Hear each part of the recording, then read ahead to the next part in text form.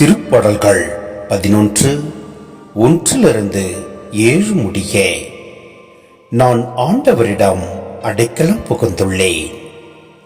நீங்கள் என்னிடம் பறவையைப் போல மலைக்கு பறந்தோடிப்போ.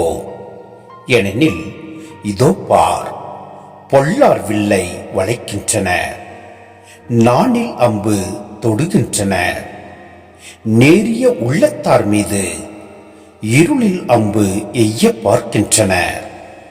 அடித்தளங்களே தகர்க்கப்படும் பொழுது நேர்மையாளரால் என்ன செய்ய முடியும் என்று சொல்வது எப்படி?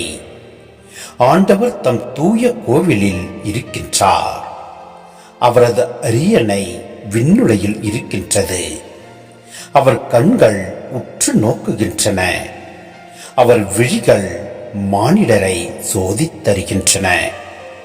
ஆண்டவர் நேர்மையாளரையும் பொல்லாரையும் சோதித்தருகின்றார். வன்முறையில் நாட்டம் கொள்வோரை அவர் வெறுக்கின்றார். அவர் பொல்லார் மீது கரி நெருப்பும் கந்தகமும் சொரியும்படி செய்கின்றார். பொசுக்கும் தீக்காற்றே அவர்கள் குடிக்கும் பானமாகும். ஏனெனில் நீதியுள்ள ஆண்டவர் நேரிய செயல்களை விரும்புகின்றார். அவர் தம் திருமுகத்தை நேர்மையாளர் காண்பர்.